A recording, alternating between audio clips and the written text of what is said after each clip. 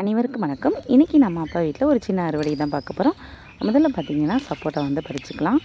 இப்போ தான் வந்து பூ காயெல்லாம் வந்து வச்சுருக்கு. இந்த ஒரு 4 காய் மட்டும் கொஞ்சம் பெருசாக இருந்தது. அதை மட்டும் வந்து ஃபஸ்ட்டு பறித்து எடுத்துக்கிறேன். அப்புறம் எலுமிச்சம்பழம் ஒரு 2, 3 இது வந்து கீழே கொட்டி கிடந்தது. அதை வந்து பொறுக்கி எடுத்துக்கலாம். நிறைய எலுமிச்சம்பழம் வந்து டெய்லியுமே விழுகுது. அது எல்லாத்தையும் வந்து அப்பப்போ எடுத்து வச்சுருது.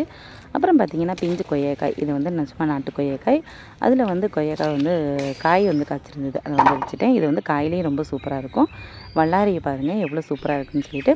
அதுக்கப்புறம் வானம் பார்த்த மிளகாய் வந்து கொஞ்சமாக வந்து வீட்டுக்கு தேவையான அளவு மட்டும் பறித்து எடுத்துக்கிட்டேன். நிறைய மிளகாய் வந்து காய்ச்சிருந்தது. செடி பார்த்திங்கன்னா மரம் போல் வளர்ந்துருந்தது.